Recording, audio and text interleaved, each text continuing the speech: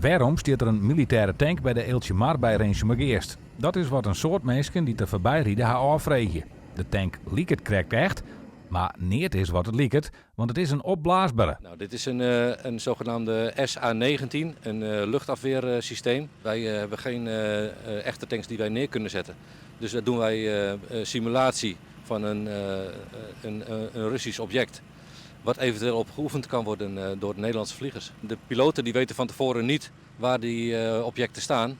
En die moeten er naartoe gepraat worden door mensen op de grond. En het moet iedere keer weer een verrassing zijn voor de mensen in de lucht.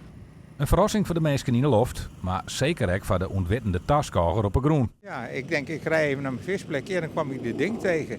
Ik dacht van, goh, is het dan zover dat hier de apparatuur staat? Maar dit is een dummy. Dat had ik niet verwacht. Dit is even een verrassing. En ik heb een fotootje van gemaakt en ja, met mijn hengertje erbij. Nou ja, dan doe het thuis vertellen, hè. Net alleen bij de Eeltsje Mar staat zo'n opblaasbaar pronkstik. Ook op orenplakken in de regio binnen opvallende, severe militaire objecten te zien. Er staat nu bij Jestamar staat nog een levensechte Russische raket, een SA-2. En bij Harlingen staan ook nog 2 vergelijkbare systemen die we zoals hierachter staan.